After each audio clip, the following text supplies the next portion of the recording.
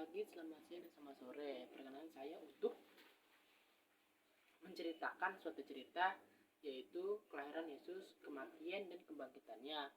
Pada suatu hari datanglah seorang malaikat yang bernama Malaikat Gabriel.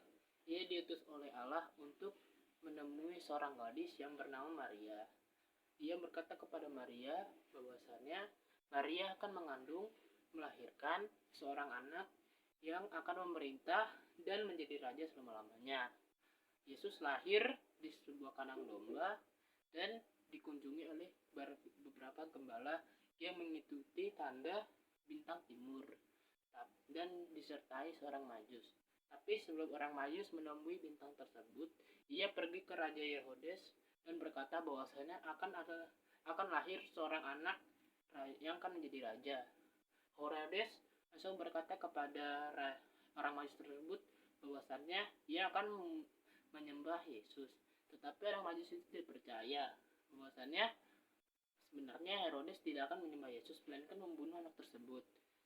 Jadi orang Majus pergi ke sana dan memuji menyembah dia, lalu pulang dengan jalan yang lain. Orang Majus tersebut mempersembahkan sebuah emas, kemenyan, dan mur. Ia pergi dan pulang. Setelah kejadian tersebut, Herodes pun murka dan membunuh setiap bayi yang ada di Bethlehem. Setelah itu, Yesus dilarikan dan pergi ke Mesir. 12 tahun kemudian setelah kejadian tersebut, Yesus telah besar dan remaja. Ia bercakap-cakap kepada orang Farisi dan orang Saduki yang berada di Bait Allah. Ia bercakap-cakap di sana dan menanyakan pengertian Yesus akan Alkitab dan lain-lain. Tapi Yesus dapat menjawab setiap pertanyaannya dan membuat orang Farisi dan orang Saduki tersebut bingung akan hal tersebut. Setelah hal tersebut terjadi, 18 tahun kemudian Yesus telah dewasa dan ingin dibaptis. Ia dibaptis oleh Yohanes, dan setelah dibaptis terlihatlah bahwasannya sebuah suara terdengar dari Yesus bahwasannya inilah anakku. Dan setelah hal tersebut, setelah Yesus dibaptis, ia pergi berpuasa selama 40 hari di padang gurun yang diuji oleh iblis untuk menguji Yesus dan membuat Yesus menyembah iblis. Tapi Yesus berkata bahwasannya sembahlah Tuhan Allahmu. Setelah hal tersebut, Yesus telah memutuskan untuk memilih 12 murid yang akan menjadi rasul. Setelah memilih 12 murid tersebut, ia pergi ke tempat-tempat dan melakukan mukjizat-mukjizat seperti merubah air menjadi anggur dan lain-lain. Setelah hal tersebut, ke-12 murid tersebut, salah satu dari mereka pergi, salah satu dari mereka mengkhianati Yesus dan menjual Yesus kepada orang-orang tersebut, orang-orang yang tidak suka akan Yesus, dikarenakan Yesus seperti menyamakan dirinya pada Allah, dan mereka berkata bahwasannya Yesus menghujat Allah dan menjinahkan Allah. Bukan menjinahkan sih, menghujat Allah akan hal tersebut, dikarenakan mereka tidak percaya bahwasannya Yesus itu adalah anak Allah. Setelah hal tersebut, Yudas tersebut menjual Yesus dengan 35 perak yang diberikan oleh mereka tersebut dan kerajaan Romawi. Setelah Pilatus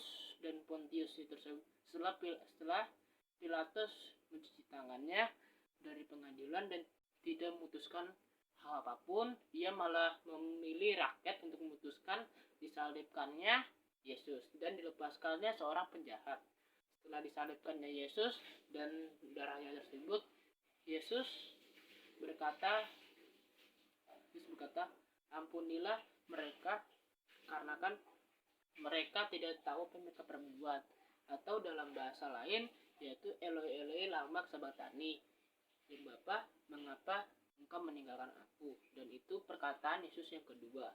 Setelah hal tersebut, setelah 12 perkataan yang Yesus katakan di kayu salib, matilah Yesus pada jam 12. Di sana rubuhlah sebuah kain yang disebut kemah suci. Kain tersebut robek dan hal dari tersebut terjadilah gempa. Setelah kerubekan hal tersebut, setelah kain penghalang kemah suci ruang maha kudus tersebut rusak. Akhirnya pada saat itu matilah Yesus dan dikubur di dalam gua selama 3 hari. 3 hari setelah kematian Yesus, bangkitlah Yesus dan pergi menemui murid-muridnya selama 40 hari. Dan setelah 40 hari bersama murid-muridnya, ia pergi naik ke surga dan berkata pada murid-muridnya, ia kan menyertai murid-muridnya senantiasa. Dan kita telah sampai di akhir cerita di mana Yesus telah naik ke surga dan akan datang untuk kedua kalinya untuk menjemput anak-anaknya yang masih ada dalam dunia ini. Dan dari situ kita belajar bahwasannya murid-murid tersebut percaya pada Yesus karena ia bangkit lagi setelah kematian Yesus tersebut. Setelah itu murid-muridnya menginjili banyak dan hingga ada yang menginjili ke beberapa daerah hingga sampai suatu kerajaan tersebut menjadi negara yang kita kenal sebagai negara Israel. Dan demikian video yang saya buat ini. Semoga cerita tersebut dapat menyenangkan dan membuat mengerti akan cerita Yesus tersebut. Jika ada persamaan kata atau kata-kata yang saya lupa, saya mohon maaf dan terima kasih. Dadah.